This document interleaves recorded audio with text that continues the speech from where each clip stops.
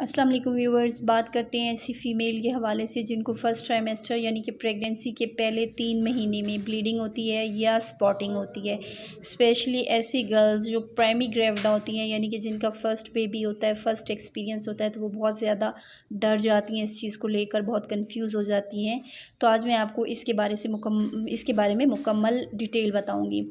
First trimester यानी पहले 3 महीने किसी भी हामला औरत के लिए बहुत ही अहम होते हैं, और अगर इनमें ब्लीडिंग हो या स्पॉटिंग हो तो ये एक बहुत क्रिटिकल कंडीशन हो जाती है। लेकिन ज़रूरी नहीं है कि ये ब्लीडिंग ख़तरनाक साबित हो। ब्लीडिंग होने की डिफरेंट वजूहात हो सकती हैं।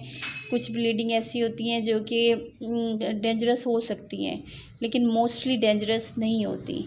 जैसा कि इम्प्लांटेशन ब्लीडिंग यानी कि बच्चा जो है वो बच्चेदानी के अंदर जब चिपकता है तो वो जितनी मज़बूती से चिपकता है तो वहाँ से कुछ ड्रॉप्स ब्लड के यूट्रस से बाहर आ जाते हैं। समटाइम थोड़ी सी ब्लीडिंग भी स्टार्ट हो जाती है, तो ये एक डेंजरस सिचुएशन नहीं है। अच्छा, इसके अलावा प्लेसेंटा प्रीविया में ब्लीडिंग हो सकती है। जो नॉर्मल तौर पर बच्चा होता है वो लोअर सेगमेंट में होता है, नीचे होता है, और जो प्लेसेंटा होता है वो अपर सेगमेंट में होता है।